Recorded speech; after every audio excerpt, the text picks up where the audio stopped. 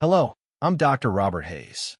Today, I'll take you through valuable health information that's easy to understand and apply. If you're not already following us, we might not appear on your feed again. Make sure to subscribe to the channel and turn on notifications so you don't miss our latest videos. Now, I'm sharing my screen with you, so let's get started. You know that nagging knee pain that keeps you awake at night? The one that makes you wince every time you stand up from your favorite chair?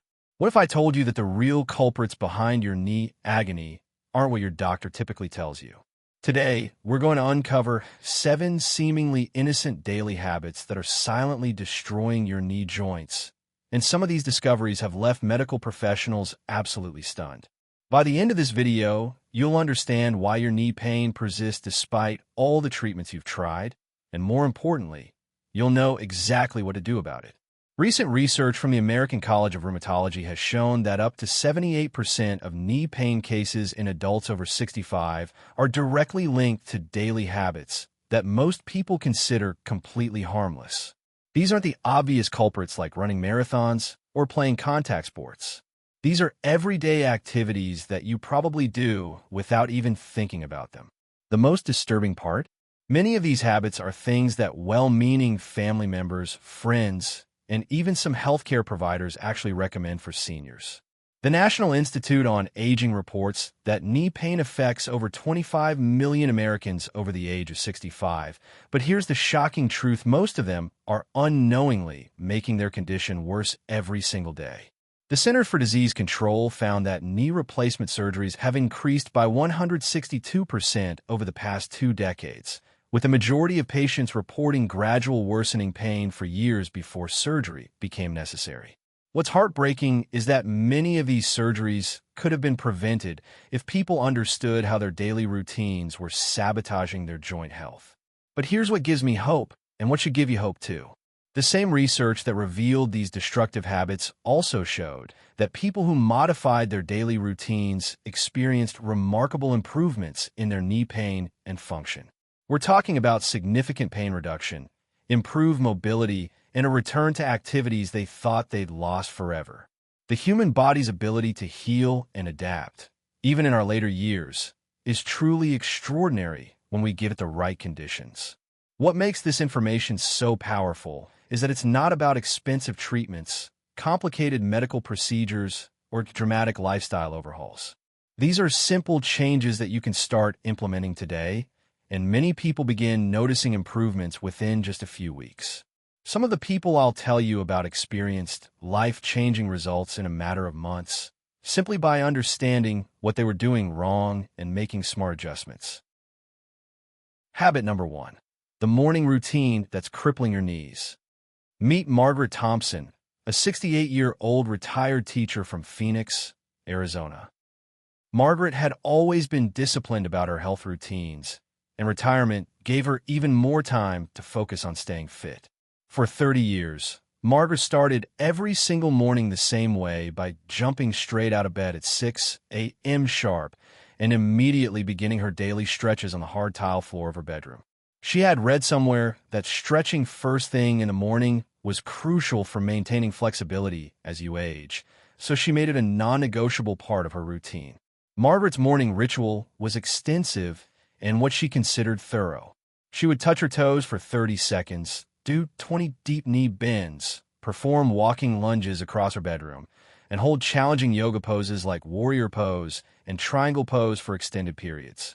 She took pride in her dedication and often told her friends at the local community center that her morning stretches were the key to her vitality. When her knees started aching about 2 years ago, Margaret actually increased the intensity of her stretches, believing that tighter muscles were causing her pain and that more aggressive stretching would solve the problem.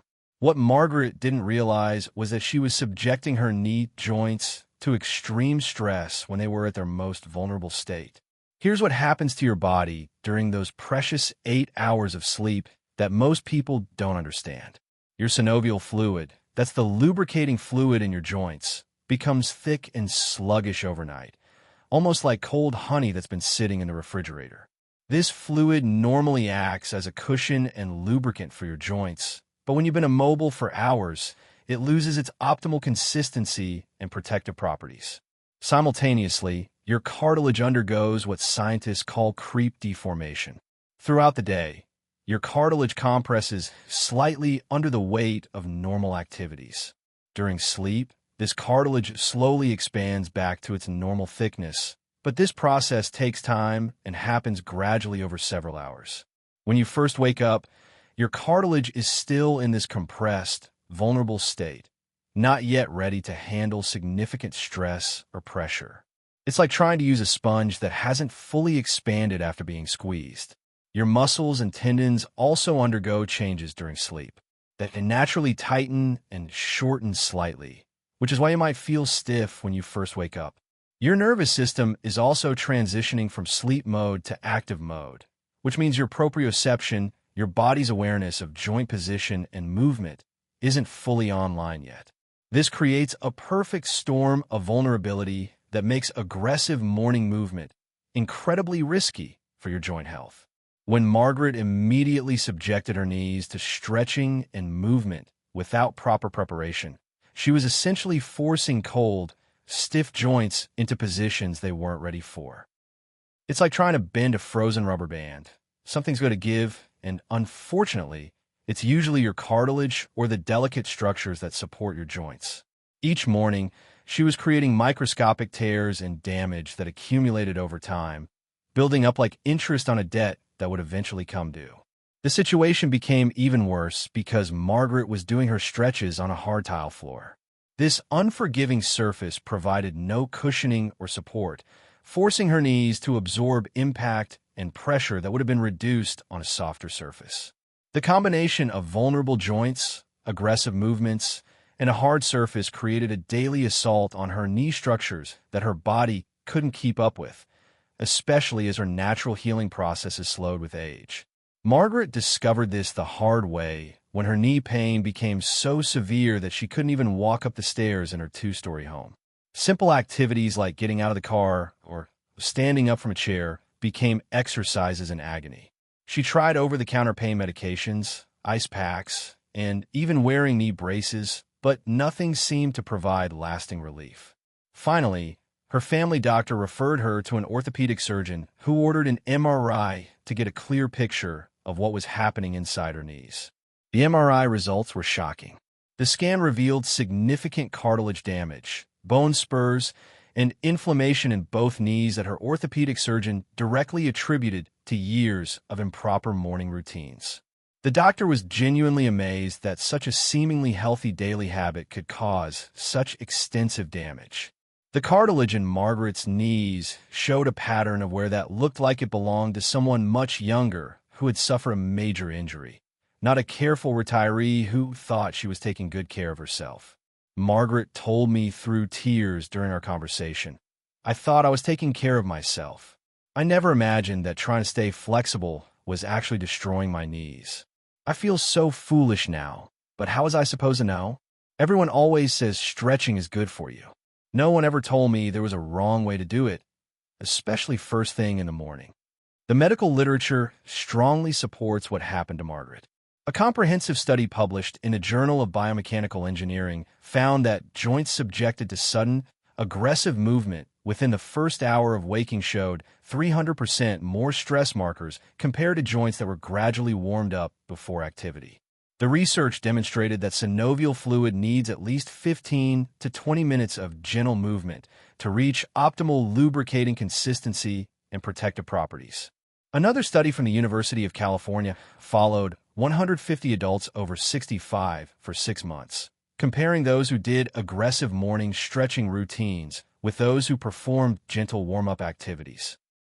The aggressive stretching group showed significantly higher rates of joint pain, stiffness, and cartilage damage markers in their blood tests. The researchers concluded that the timing and intensity of morning movement could be more important for joint health than the actual exercises themselves. The solution isn't to stop moving in the morning. Movement is absolutely crucial for joint health. It's about doing it right and respecting your body's natural rhythms and needs. Instead of immediately jumping out of bed and into stretches, spend the first 5 to 10 minutes of your day doing gentle movements while still lying down. Start with simple ankle flexes moving your feet up and down and in circles. Gently bend and straighten your knees under the covers and do some light shoulder rolls.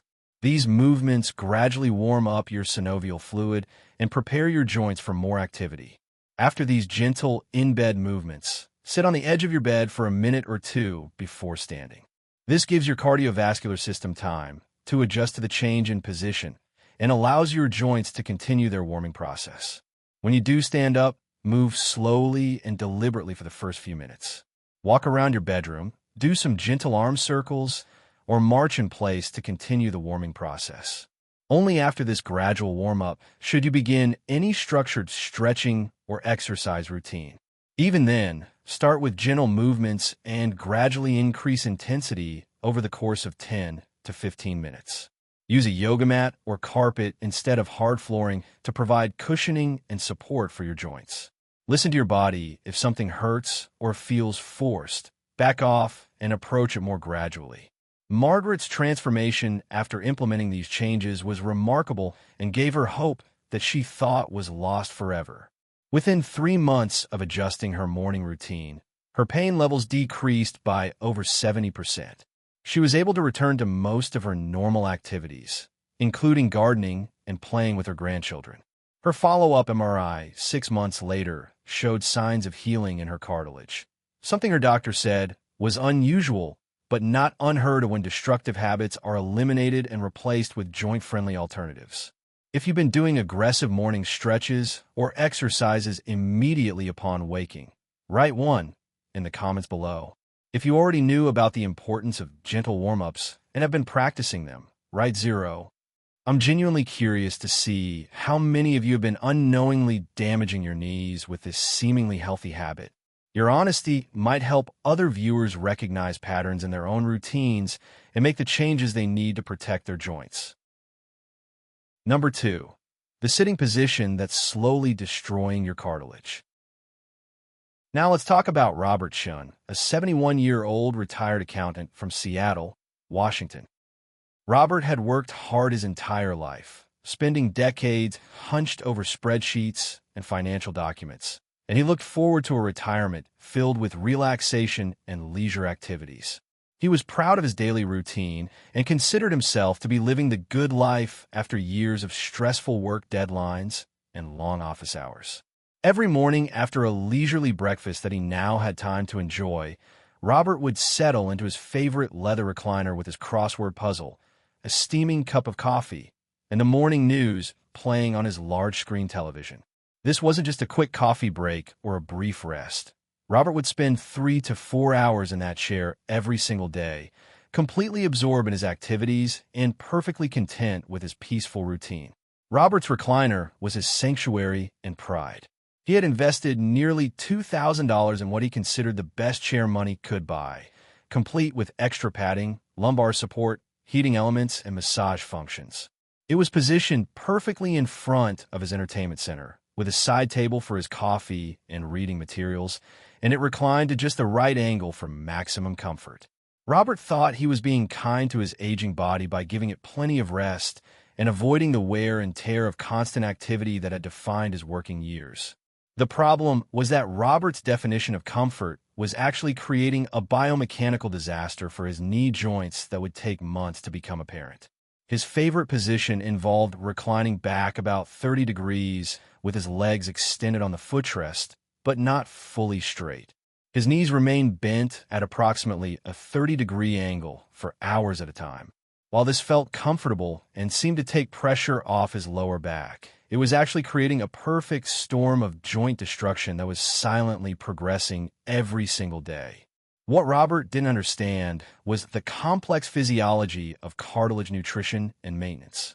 Cartilage is unique among body tissues because it doesn't have its own blood supply like muscles or skin. Instead, it relies on a process called mechanotransduction, essentially movement-driven nutrition. When you move your joints through their range of motion, you create pressure changes that pump synovial fluid in and out of the cartilage, delivering nutrients and removing waste products. Think of it like a sponge in a bucket of soapy water. If you squeeze and release the sponge repeatedly, it absorbs clean soapy water and expels dirty water, staying clean and functional. But if you hold the sponge in a compressed state for hours, it can't exchange fluids effectively, and it gradually becomes saturated with waste products while being starved of nutrients. That's exactly what was happening to Robert's knee cartilage during his extended sitting sessions. The specific angle of Robert's knees in the recliner created additional problems beyond just limiting nutrient exchange. The 30-degree bend put constant pressure on particular areas of his cartilage while completely unloading others. Cartilage needs varied pressure patterns to stay healthy. Areas that never bear weight become soft and weak, while areas under constant pressure become compressed and damaged. Robert's sitting position created both problems simultaneously in different parts of his knee joints. The situation was made worse by the duration of his sitting sessions. Research shows that cartilage can handle periods of compression, but it needs regular relief to recover and maintain its health. Sitting in the same position for 3 to 4 hours straight exceeded his cartilage's ability to maintain itself. Each day, the damage accumulated a little more while his body's repair mechanisms fell further behind, creating a deficit that grew larger over time. Robert's leather chair, while luxurious and comfortable, also created problems with circulation that compounded the joint issues. The combination of the reclined position and the firm leather surface reduced blood flow to his legs and feet. This decreased circulation meant that the tissues supporting his knee joints weren't receiving optimal nutrition and oxygen, further compromising their ability to maintain and repair themselves. The wake-up call came gradually, then suddenly, as these things often do. Robert began noticing that getting out of his chair was becoming more difficult and more uncomfortable. What started as a minor stiffness that he attributed to normal aging became a significant struggle that required him to rock back and forth several times before he could generate enough momentum to stand. His knees would ache for the first several steps after sitting, and this post-sitting pain was lasting longer and becoming more intense each week. Robert also noticed that his knees were beginning to swell slightly by the end of the day, and he was experiencing stiffness in the morning that took longer to work out than it used to. He tried adjusting his chair settings, adding extra cushions, and even took over-the-counter anti-inflammatory medications, but the problems continued to worsen gradually. During a routine checkup for his annual physical, Robert mentioned his increasing knee stiffness to his family doctor. When the physician asked about his daily activities, Robert described his peaceful morning routine with pride, expecting praise for his relaxed lifestyle and stress-free retirement. Instead, the doctor's expression grew concerned as Robert detailed his hours-long sitting sessions. A physical examination revealed significant swelling in both knees and a notable decrease in Robert's range of motion compared to his previous visits. The doctor could feel increased heat and inflammation around the joint areas, and Robert winced when pressure was applied to specific spots around his kneecaps. Based on these findings, the doctor referred Robert to an orthopedic specialist for more detailed evaluation. X-rays revealed a pattern that the orthopedic specialist found both fascinating and troubling from a medical standpoint. Robert had developed advanced cartilage thinning in very specific areas of both knees, exactly the spots that bore weight while he sat in his recliner position. The damage patterns were so precise that they created a perfect map of his sitting habits, like a fingerprint of his daily routine imprinted on his joint structure. The specialist explained to Robert that in 30 years of practice, he had never seen such a clear correlation between a specific sitting position and cartilage damage patterns. The wear showed up on the imaging as darker areas where cartilage had been compressed and damaged, contrasted with lighter areas that showed normal cartilage thickness. It was like looking at a before and after picture of what prolonged pressure could do to joint cartilage. Further testing revealed that Robert had lost approximately 35% of his cartilage thickness in the affected areas, damage that typically takes many years to develop through normal aging or would be seen in much younger people who had suffered significant injuries. The specialist explained that Robert's routine had essentially created a repetitive stress injury to his cartilage, similar to what might happen to a factory worker who performs the same motion thousands of times per day. The research backs up Robert's experience in sobering detail. A groundbreaking study published in the Journal of Biomechanics followed 200 adults over 65 for 2 years, tracking their sitting habits and measuring cartilage health through regular MRI scans. The results were striking. Participants who sat in reclined positions for more than 2 hours continuously showed cartilage compression rates up to 40% higher than normal walking pressure. Even more alarming, the study demonstrated that this excessive compression became permanent after just 6 months of daily exposure.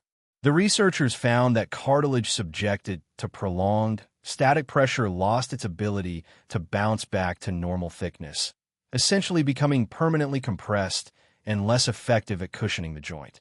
This finding challenged the common assumption that sitting was always a restful, joint-friendly activity. The fix for this destructive habit requires both discipline and strategy, but it's surprisingly simple to implement once you understand the principles. The most important change is breaking up long sitting periods with regular movement breaks. Set a timer for every 45 minutes throughout your day. When it goes off, stand up and move for at least 2 to 3 minutes. This doesn't have to be vigorous exercise. Simply walking to the kitchen for a glass of water, doing a few gentle knee bends, or marching in place will restore blood flow and relieve cartilage compression. The type of movement during these breaks is important for maximizing the benefits. Focus on activities that move your knees through their full range of motion. Gentle knee bends, leg extensions, and even simple walking help pump fresh synovial fluid through your cartilage and prevent the stagnation that leads to damage. Some people find it helpful to do a few minutes of gentle stretching during each break. But remember the lessons from our first habit. Keep these movements gentle and controlled. If you must sit for long periods due to medical restrictions or other commitments, change your position every 15 minutes. Straighten your legs completely for a few moments. Adjust your posture, flex your feet and ankles, or even just shift your weight from one side to the other. These small movements can make a significant difference in preventing cartilage compression. Consider upgrading your seating arrangements to support better joint health. Look for chairs that allow you to keep your feet flat on the floor with your knees at approximately 90 degrees. Avoid chairs that keep your knees bent at sharp angles or force your legs into positions that feel unnatural.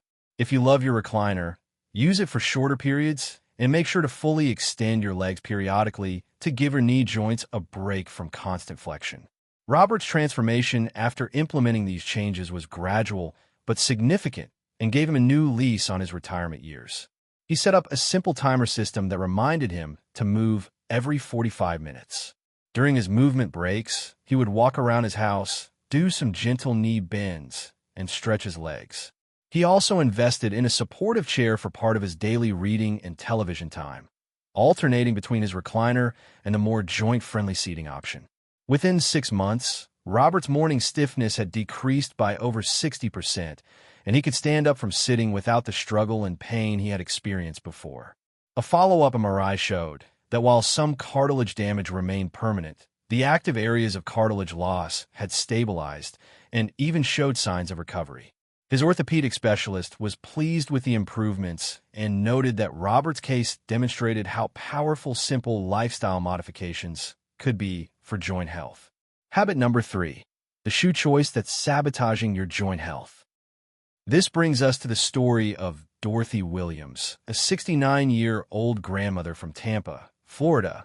Dorothy was meticulous about her appearance and took great pride in always looking put together, whether she was running errands, attending social functions at her church, or spending time with her 5 grandchildren. For decades, she wore the same style of shoes that she had discovered in her 40s and considered both comfortable and practical: flat, thin-soled slip-on shoes that came in various colors and patterns to match her outfits. These shoes seemed perfect for Dorothy's active lifestyle and Florida's warm climate. They were easy to slip on and off, which was particularly important as her fingers had developed some arthritis that made tying laces difficult and painful. They didn't have complicated straps or buckles to manage. They came in styles that looked appropriate for both casual and semi-formal occasions, and they never caused immediate pain or obvious discomfort during wear. Dorothy could wear them all day without any acute problems, and she had accumulated quite a collection over the years in different colors and patterns. Dorothy even received compliments on how stylish and practical her footwear choices were, which reinforced her belief that she had found the perfect solution for her feet. Her friends often asked where she bought her shoes, and she was happy to share her sources and recommendations. She considered herself practical and smart about her footwear choices, especially compared to women her age who still wore high heels or uncomfortable dress shoes. What Dorothy didn't realize was that these seemingly innocent shoes were creating a cascade of biomechanical problems that were systematically destroying her knee joints with every single step she took. The flat, thin soles that felt so comfortable were actually eliminating her feet's natural shock-absorbing ability and forcing her knee joints to handle impact forces they were never designed to manage. To understand what was happening to Dorothy's knees, you need to understand how your feet are designed to work as sophisticated biomechanical structures. Your feet contain 26 bones, 33 joints, and more than 100 muscles, tendons, and ligaments, all working together to create a sophisticated shock absorption and propulsion system. When you walk on a healthy foot with proper support, your arch acts like a spring, absorbing impact when your foot hits the ground and then releasing that stored energy to help propel you forward efficiently. The arch of your foot is maintained by a complex system of muscles, tendons, and ligaments, with the plantar fascia playing a particularly crucial role. This thick band of tissue runs along the bottom of your foot from your heel to your toes, acting like a bowstring that maintains the arch's shape and spring-like function. When your foot is properly supported by appropriate footwear, these structures work together to absorb impact and distribute forces evenly across your foot and up through your leg. However, when you wear flat, unsupportive shoes like Dorothy's favorites, this entire system begins to break down gradually over time. Dorothy's thin-soled shoes provided no arch support, which meant that her plantar fascia was being overstretched and overworked with every step. Over months and years, this caused her arches to flatten and lose their natural spring-like function. Instead of absorbing impact, her flattened feet were transmitting shock waves directly up through her ankles, into her shin bones, and straight into her knee joints. The thin soles made this problem exponentially worse. Modern walking surfaces like concrete sidewalks, tile floors, and asphalt create impact forces that are much harsher than the natural surfaces humans evolved to walk on, like grass, dirt, and sand. Proper shoe cushioning is designed to simulate the shock-absorbing properties of these natural surfaces and protect our joints from the harsh realities of urban environments. Dorothy's thin soles provided virtually no cushioning, so every step was like the difference between jumping onto a trampoline versus jumping onto concrete. The impact had to go somewhere, and her knees were bearing the brunt of it. But the damage went far beyond just impact absorption. Poor footwear also dramatically affected Dorothy's gait, the way she walked and moved through space. When your feet aren't properly supported, your body unconsciously adjusts your walking pattern to compensate for instability and discomfort. These adjustments might reduce immediate discomfort, but they create unnatural stress patterns throughout your kinetic chain, the connected system of bones, joints, and muscles that work together during movement. Dorothy had unknowingly developed what biomechanics experts call compensatory gait patterns. Her unsupported feet caused her to walk with a slightly wider stance for stability, to land more heavily on her heels, and to push off less efficiently with her toes. These changes altered the angle at which forces traveled up through her legs, causing certain areas of her knee cartilage to bear more weight than they were designed to handle, while leaving other areas relatively unloaded. Over months and years, these abnormal stress patterns created uneven wear in Dorothy's knee cartilage. Some areas became compressed and damaged from excessive pressure, while other areas became soft and weak from lack of appropriate loading. This uneven wear pattern is particularly problematic because it creates areas of weakness that are prone to further injury and makes the entire joint less stable and functional over time. Dorothy's reckoning came during what should have been a joyful family vacation. She and her husband decided to spend a long weekend with their grandchildren at a popular theme park in Orlando. The trip involved several days of walking around large parks, standing in lines for rides, and keeping up with energetic children who wanted to see and do everything. Dorothy was excited about the adventure and looked forward to creating memories with her family. By the end of the first day, Dorothy's knees were aching more than usual, but she attributed it to being more active than normal and the excitement of the day. She took some over-the-counter pain medication and went to bed, expecting to feel better in the morning. However, the second day brought even more walking, and by evening, her knees were noticeably swollen and painful. By the third day, Dorothy's knee pain was so severe that she could barely walk from their hotel room to the lobby.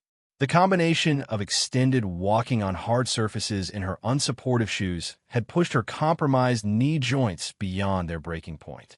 Every step sent shooting pains through both knees, and she found herself having to stop and rest every few minutes. The family had to cut their vacation short, and Dorothy spent the remainder of the trip in the hotel room while the others continued with their plans.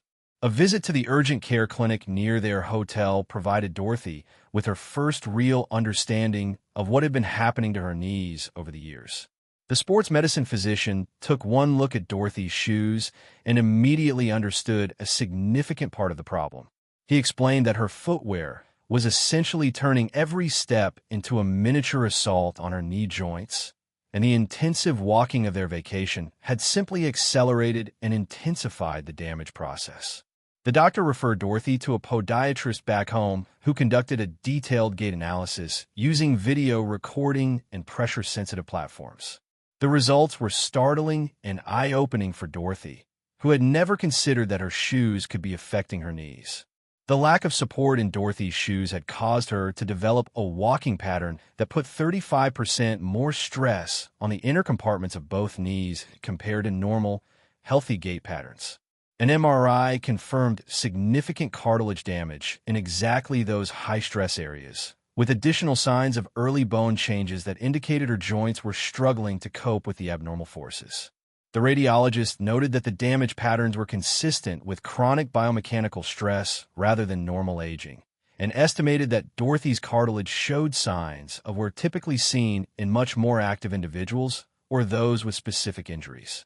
Research from the American Podiatric Medical Association strongly supports the connection between inadequate footwear and knee problems in older adults. Their comprehensive study of 1,500 adults over 65 found that improper shoes were a contributing factor in over 60% of knee pain cases. The study showed that impact forces generated by poor footwear could increase knee joint stress by up to 50% compared to proper supportive footwear. The solution requires a significant investment in your long-term mobility, but it doesn't have to be complicated or extremely expensive. The key is understanding what makes a shoe truly supportive rather than just comfortable. Look for shoes with substantial arch support that maintains the natural curve of your foot. The arch support should feel firm and supportive, not soft and squishy like a pillow. Cushion soles are essential, but they need to be at least an inch thick to provide adequate shock absorption for typical walking surfaces. The cushioning should extend from heel to toe, with extra padding in the heel area where you typically land first when walking. Avoid shoes with thin, hard soles, even if they seem comfortable initially. A slight heel elevation of about half an inch is actually beneficial for knee health. This small elevation helps maintain your natural walking mechanics and reduces stress on your Achilles tendon and calf muscles. Completely flat shoes force your body into unnatural positions that can increase knee stress, while high heels create obvious problems with stability and joint alignment. Dorothy's transformation after changing her footwear was remarkable and relatively rapid, giving her hope that her active lifestyle wasn't over. Within 2 weeks of switching to properly supportive shoes with good cushioning and arch support, she noticed a significant decrease in her daily knee pain. After 3 months, she was able to walk for extended periods without discomfort, and she successfully completed another theme park vacation with her grandchildren, this time without any knee problems. Write 1 in the comments if you're currently wearing unsupportive flat shoes most days, or 0 if you already prioritize proper footwear. Your honest answer might help other viewers recognize that they need to make this crucial change for their joint health. Habit number 4. The exercise mistake that's accelerating joint deterioration. James Patterson, a 72-year-old retired construction worker from Denver, Colorado, had always been physically active throughout his life, and retirement wasn't going to change that philosophy. If anything, having more free time made him even more committed to staying in shape and maintaining the strength that had served him well during his decades of physically demanding work. James approached his retirement fitness routine with the same intensity and work ethic that had made him successful in construction, believing that consistency and pushing through discomfort were the keys to success. James developed what he considered a comprehensive exercise program that would keep him strong and healthy for years to come. His routine included jogging 3 miles every morning on the concrete sidewalks of a suburban neighborhood, doing deep squats with 25-pound dumbbells 3 times a week in his garage, and spending 30 minutes on the stair climber at his local gym every other day. He also incorporated burpees, jumping jacks, and other high-impact exercises that he remembered from his younger years in the military. James took pride in his rigorous routine and often received compliments from other gym members half his age who were impressed by his dedication and intensity. He firmly believed that no pain, no gain was the key to healthy aging, and he pushed through any discomfort or fatigue as signs that he was working hard enough to maintain his fitness. When his knees started aching after workouts, James actually increased the intensity of his routine, believing that stronger muscles would solve any joint problems he might be developing. What James didn't understand was that his high-impact, high-intensity exercise routine was systematically destroying his knee joints faster than his 72-year-old body could repair them. While his dedication to fitness was admirable and his intentions were excellent, his approach ignored the fundamental changes that occur in our joints, cartilage, and recovery systems as we age. The very exercises he thought were keeping him young were actually accelerating the aging process in his knees. The problem with James's approach began with his daily concrete jogging routine. Each foot strike on concrete creates impact forces that can reach up to 3 times your body weight, and sometimes even more depending on your running style and pace. For James, who weighed 180 pounds, this meant that each step was sending up to 540 pounds of force through his knee joints.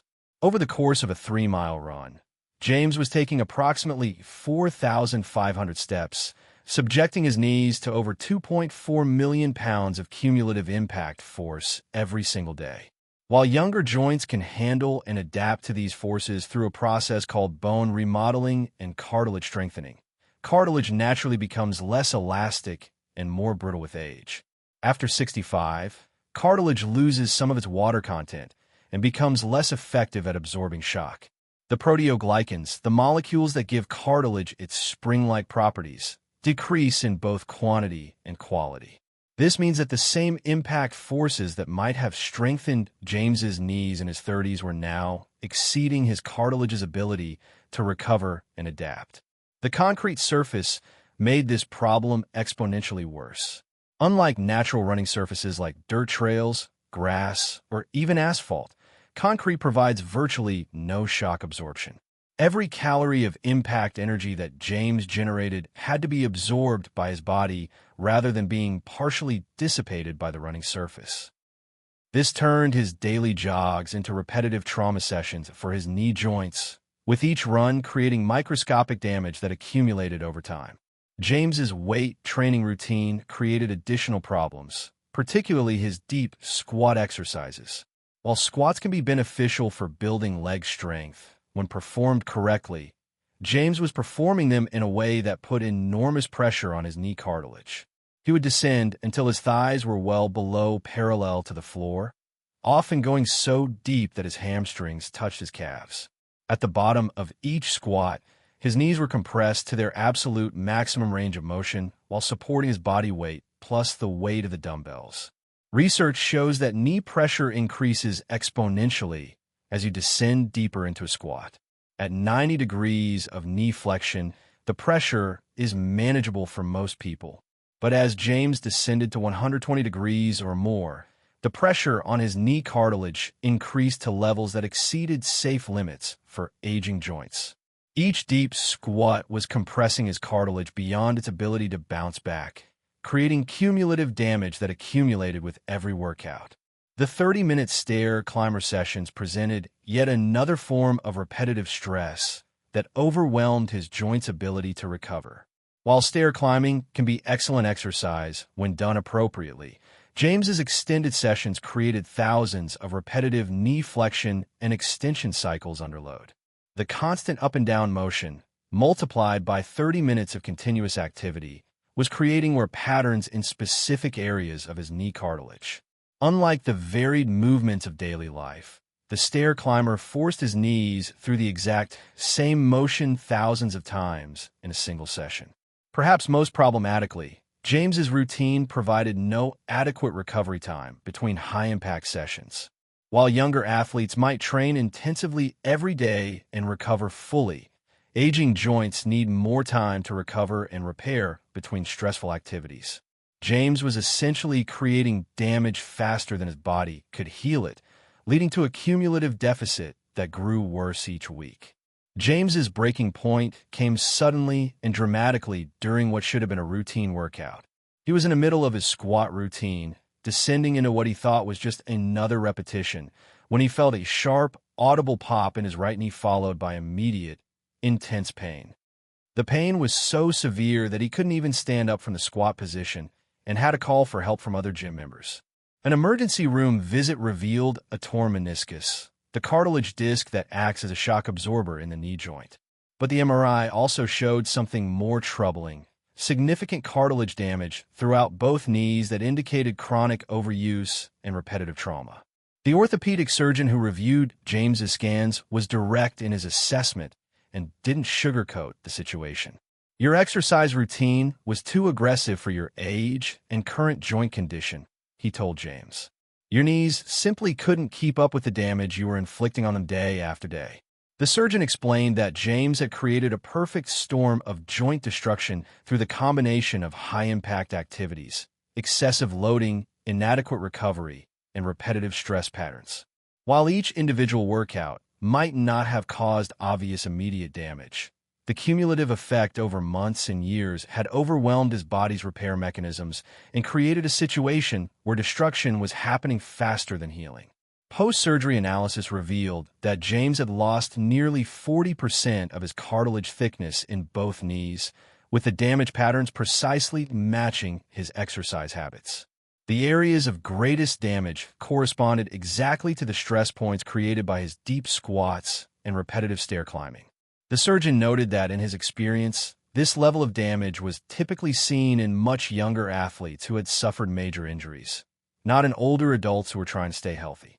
A comprehensive study published in the American Journal of Sports Medicine followed 300 adults over 65 who engaged in high-impact exercise routines similar to James's. The study found that participants who continued high-impact activities without modification had a 340% higher rate of knee injuries and cartilage damage compared to those who transitioned to age-appropriate exercise routines. The research demonstrated that the no pain, no gain mentality could be particularly destructive for older adults whose bodies needed more time to recover between intense sessions. The key to healthy exercise after 65 is adapting your routine to work with your aging body rather than against it, while still maintaining the fitness benefits that are so important for healthy aging. This doesn't mean becoming sedentary or giving up on fitness goals. It means exercising smarter rather than just harder. Replace high-impact activities with low-impact alternatives that provide equal or better fitness benefits without hammering your joints. Swimming is perhaps the ultimate knee-friendly exercise, providing excellent cardiovascular conditioning and full-body strength training while eliminating impact forces entirely. The buoyancy of water supports your body weight, while the resistance provides muscle-strengthening benefits that can actually exceed those of land-based exercises. Water aerobics classes designed for seniors offer structured routines that provide cardiovascular benefits, strength training, and flexibility work in a joint-friendly environment. Many people are surprised to discover that water workouts can be more challenging and effective than their previous land-based routines, while being infinitely gentler on their joints. Cycling, whether on a stationary bike or a traditional bicycle, provides excellent cardiovascular exercise while supporting your body weight and eliminating impact forces. The smooth, circular motion of pedaling is particularly beneficial for knee joints because it moves them through their full range of motion without jarring impacts or excessive loading. For strength training, focus on controlled movements through comfortable ranges of motion rather than maximum weight or extreme positions. Instead of deep squats that compress the knee joint to its maximum, try wall sits or partial squats that strengthen the same muscle groups without excessive joint stress. Replace weighted squats with bodyweight movements or resistance bands that provide strength benefits without the risk of joint overload. James's recovery and adaptation to a knee-friendly exercise routine was gradual but ultimately very successful. After his meniscus surgery and several months of physical therapy, he worked with an exercise physiologist to develop a new routine that maintained his fitness goals while protecting his joints. His new routine included swimming 3 times per week, cycling twice per week, and a strength training program focused on controlled movements with resistance bands and light weights. Habit number 5, the dietary pattern that's fueling knee inflammation. Maria Rodriguez, a 66-year-old retired nurse from San Antonio, Texas, had spent her entire career taking care of other people's health, and she thought she understood nutrition fairly well. She was careful to avoid obviously unhealthy foods, cooked most of her meals at home using fresh ingredients, and even took a variety of vitamin supplements that she had researched carefully. Maria was proud of what she considered a healthy, balanced diet that included plenty of whole grains, fruits, and vegetables. However, Maria's daily eating pattern included several foods that were secretly triggering chronic inflammation in her knee joints, keeping them in a constant state of irritation and preventing her body's natural healing processes from working effectively. Every morning, Maria started her day with what she considered a healthy breakfast: 2 slices of whole wheat toast with a small amount of butter, a glass of fresh orange juice, and a cup of coffee with sugar. This seemed like a reasonable, moderate breakfast that provided energy and nutrients to start her day. Lunch typically included a sandwich made with whole grain bread, usually turkey or tuna salad, along with a small bag of baked chips and a piece of fruit. Maria chose baked chips instead of fried ones because she knew they were healthier, and she always selected whole grain bread because she had learned that whole grains were better than refined grains. Dinner often featured pasta dishes with vegetables, brown rice with chicken or fish, and occasionally pizza made with whole wheat crust. Throughout the day, Maria snacked on foods she considered healthy alternatives to junk food: whole grain crackers with cheese, pretzels, granola bars, and sometimes a small cookie or piece of cake as an occasional treat. She drank plenty of water, but also enjoyed fruit juices, sweet tea, and the occasional soda. Maria also had a glass of red wine most evenings because she had read that moderate wine consumption could be beneficial for heart health. What Maria didn't realize was that her diet was loaded with inflammatory foods that were keeping her knee joints in a constant state of irritation. The processed grains in her bread, pasta, crackers, and even her healthy whole grain products were causing blood sugar spikes that triggered inflammatory responses throughout her body.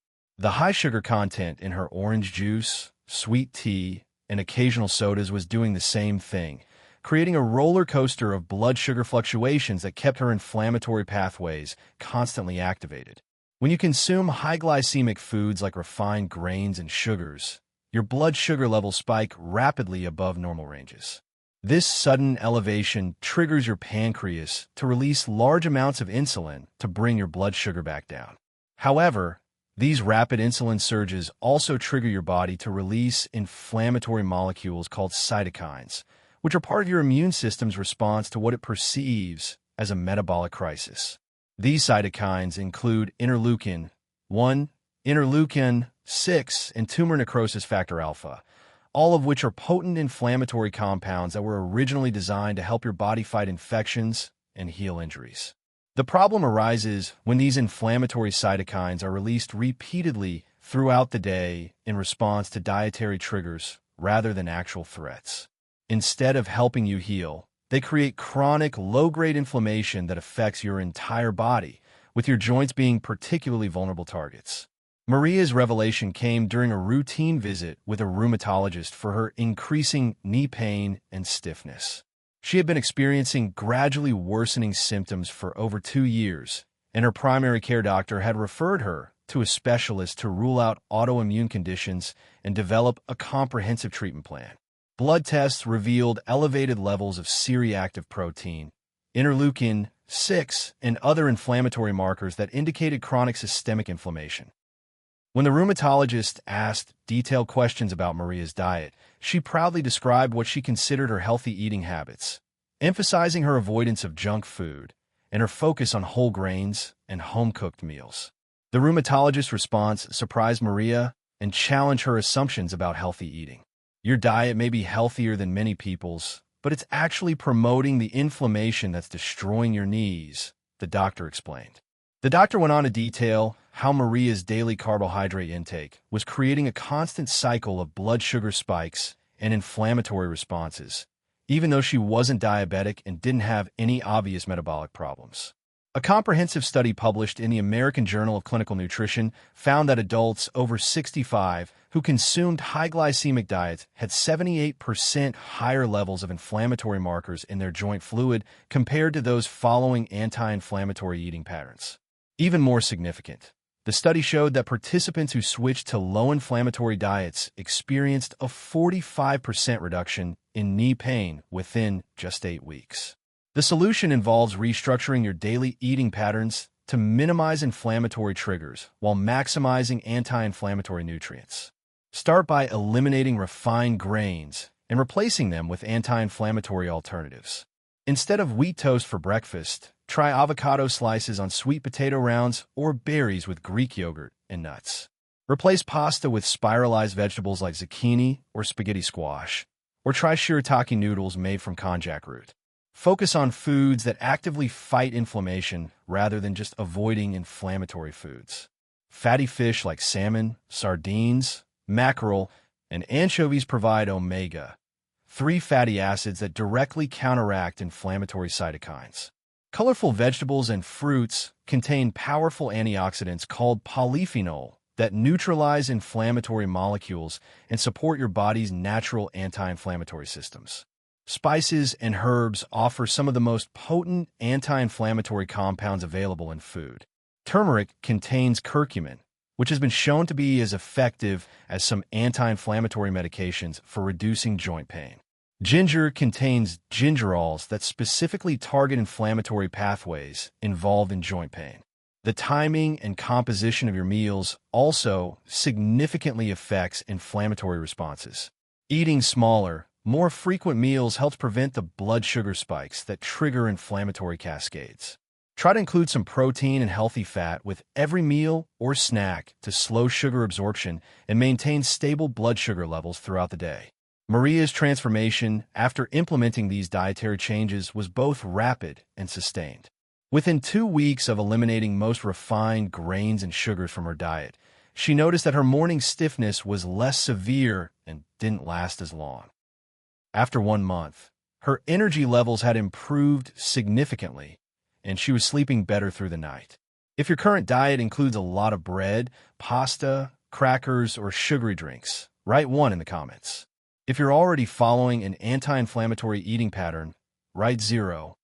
Understanding how your diet affects your knee pain is crucial for long-term joint health.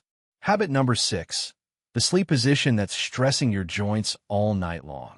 Frank Morrison, a 73-year-old retired postal worker from Portland, Oregon, had developed very specific sleep habits over the decades that he believed were both comfortable and beneficial for his health. After years of physical work that had left him with occasional lower back pain, Frank had discovered a sleeping position that seemed to relieve his back discomfort and help him sleep more soundly through the night. Every evening, Frank would carefully arrange his pillows and settle into what he considered the perfect sleep position.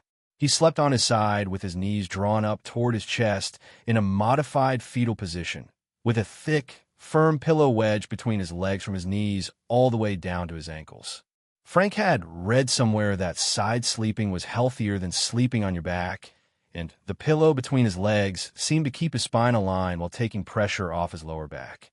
The problem with Frank's preferred sleep position was that it kept his knee joints in a flex position for 8 to 9 hours every single night, creating inflammation and stiffness that plagued him every morning. First, sleeping with his knees drawn up kept his knee joints in a compressed state for the entire night.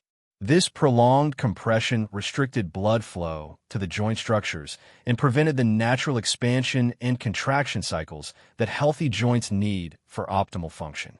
The thick pillow between Frank's knees, while intended to provide support and alignment, was actually creating additional problems by forcing his hips and knees into unnatural positions. The pillow was thick enough that it pushed his top leg upward, creating a twisted alignment through his pelvis and placing asymmetrical stress on both knee joints. Additionally, the fetal position prevented Frank's legs from achieving full extension during sleep, which is crucial for maintaining healthy joint mobility and allowing the natural healing processes to work effectively. During deep sleep, your body performs important maintenance and repair functions on your joints, tendons, and ligaments. This restorative process works best when your joints can move through their full range of motion and achieve complete relaxation. Frank's wake-up call came gradually but persistently over several months. He began experiencing increasing morning stiffness that took longer and longer to resolve each day. What started as 5 minutes of knee stiffness after getting out of bed became 15 minutes, then 30 minutes, and eventually over an hour of significant discomfort every morning. Sleep studies have shown that joint position during sleep significantly affects morning stiffness and pain levels in adults over 65. Research published in the Journal of Sleep Research found that people who consistently slept with their joints in flex positions experienced 60% more morning stiffness compared to those who slept with their joints in neutral alignment. The solution involves retraining your sleep habits to promote joint health while still maintaining comfort and spinal alignment. The optimal sleep position for knee health is lying on your back with a small pillow or rolled towel under your knees to maintain the natural curve of your spine while keeping your knees in slight, comfortable flexion. This position promotes good blood circulation throughout your legs while preventing the excessive compression that occurs with deep knee flexion. If you must sleep on your side due to back problems or other medical conditions, use a thin pillow between your knees rather than the thick pillow that Frank was using. The pillow should be just thick enough to keep your hips aligned without forcing your knees apart or creating torque through your pelvis. Keep your legs relatively straight rather than drawn up toward your chest. Frank's transformation after changing his sleep position was gradual, but ultimately very significant. Within 2 weeks of beginning to sleep with his legs more extended and using a thinner pillow between his knees, Frank noticed that his morning stiffness was less severe. After 1 month, his morning joint stiffness had decreased by approximately 50%, and he was able to get out of bed and begin his daily activities much more quickly and comfortably. Habit number 7. The stress response that's silently destroying your cartilage. Eleanor Thompson, a 70-year-old retired office manager from Boston, Massachusetts, was dealing with multiple significant stressors in her life that were creating a perfect storm for joint destruction. She was the primary caregiver for her 94-year-old mother who had dementia. She was constantly worried about her adult children's financial struggles during economic uncertainty, and she was managing her own increasing health concerns and fears about aging. Eleanor prided herself on being strong and independent, rarely asking for help or admitting when she felt overwhelmed. She believed that stress was simply a part of life that strong people learn to handle, and she had developed what she thought were effective coping strategies. When she felt anxious or overwhelmed, Eleanor would throw herself into productive activities like cleaning, organizing, or researching solutions to various family problems online. What Eleanor didn't understand was that her chronic stress response was releasing hormones that were literally eating away at her knee cartilage from the inside out, creating a destructive cycle that was accelerating joint damage faster than her body could repair it. When you experience ongoing stress, your body produces elevated levels of cortisol, often called the stress hormone. While cortisol is essential for handling acute stress situations, chronic elevation becomes destructive to your entire body, particularly your joints. Elevated cortisol levels interfere with your body's ability to produce new cartilage while simultaneously accelerating the breakdown of existing cartilage. Cortisol inhibits the activity of chondrocyte, the specialized cells responsible for maintaining and repairing cartilage tissue.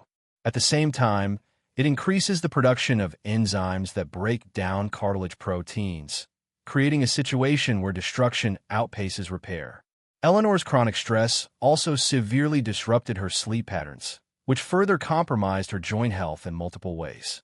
Poor sleep prevents your body from producing adequate growth hormone, which is essential for cartilage repair and maintenance. Growth hormone is primarily released during deep sleep stages, so when stress causes frequent awakening or prevents deep sleep, your cartilage repair processes become severely impaired. The stress response also directly affects your body's inflammatory systems in ways that are particularly damaging to joints. Chronic stress keeps your inflammatory pathways constantly activated, flooding your joints with inflammatory molecules like interleukin-1, interleukin-6, and tumor necrosis factor alpha. These cytokines cause swelling, pain, and accelerated tissue damage, essentially bathing your knee joints in inflammatory chemicals around the clock. Eleanor's breaking point came during a particularly stressful week when her mother had a serious health scare that required hospitalization. The combination of emotional stress, sleep deprivation, and constant worry triggered such severe knee pain that Eleanor could barely walk from the hospital parking lot to her mother's room. The pain was unlike anything she had experienced before, sharp, deep, and accompanied by significant swelling in both knees. Blood tests revealed that Eleanor's cortisol levels were nearly double the normal range for her age group, indicating that her stress response system was in a state of chronic overdrive. Her inflammatory markers were also significantly elevated, with C-reactive protein levels that were typically seen in people with active autoimmune diseases. Research from Harvard Medical School has established clear connections between chronic stress and joint deterioration in older adults, with studies showing that people with consistently high stress levels experience cartilage breakdown at rates up to 40% faster than their less stressed peers. The study also found that stress reduction techniques could slow this process and even promote some cartilage recovery. The solution involves developing effective stress management strategies that work for your specific lifestyle, personality, and stressors. Regular meditation, even just 10 minutes per day, can significantly reduce cortisol levels and inflammatory markers. Deep breathing exercises, gentle yoga, or Tai Chi can provide both stress relief and gentle joint movement that supports cartilage health. Social connections are crucial for stress management, particularly for older adults who may face increasing isolation. Chronic loneliness and social isolation are significant stress triggers that can elevate cortisol levels as much as major life crises. Regular contact with friends, family, or community groups provides emotional support that directly reduces stress hormones and promotes overall health. Eleanor's transformation after implementing comprehensive stress management strategies was both gradual and profound. She began with simple breathing exercises that she could use during particularly stressful moments, then added a daily 10-minute meditation practice. More importantly, Eleanor began addressing some of the practical sources of her stress by arranging for additional help with her mother's care and joining a caregiver support group. Within 2 months of implementing these changes, Eleanor's sleep quality improved dramatically, and her morning knee stiffness decreased significantly. After 4 months, her cortisol levels had returned to normal ranges, and her inflammatory markers had decreased substantially. Most importantly, her knee pain had decreased by over 70%. If you're currently dealing with ongoing stress from health concerns, family caregiving responsibilities, financial worries, or other major life challenges, write 1 in the comments below. If you've already developed effective stress management techniques and have good support systems in place, write 0. Understanding and managing stress isn't just about feeling better emotionally. It's absolutely essential for maintaining healthy joints and overall physical health as you age. Your path to healthier knees. Now that we've covered these 7 devastating habits that are destroying your knee joints, the most important step is recognizing which of these habits apply to your daily life. Most people find that they're unknowingly practicing 3 or 4 of these destructive patterns simultaneously. The good news is that you don't have to tackle all of them at once. Start with the habit that seems most relevant to your situation or appears easiest for you to modify. Small, consistent improvements will compound over time to create significant benefits for your joint health. Remember that knee pain isn't an inevitable part of aging. While some wear and tear is natural, the severe pain and mobility limitations that many seniors experience are often preventable and sometimes reversible. By understanding how your daily habits affect your joint health, you're taking the first step toward a more active, pain-free future. The path to healthier knees starts with awareness, continues with small daily changes, and results in the preservation of your ability to move freely and live life on your own terms.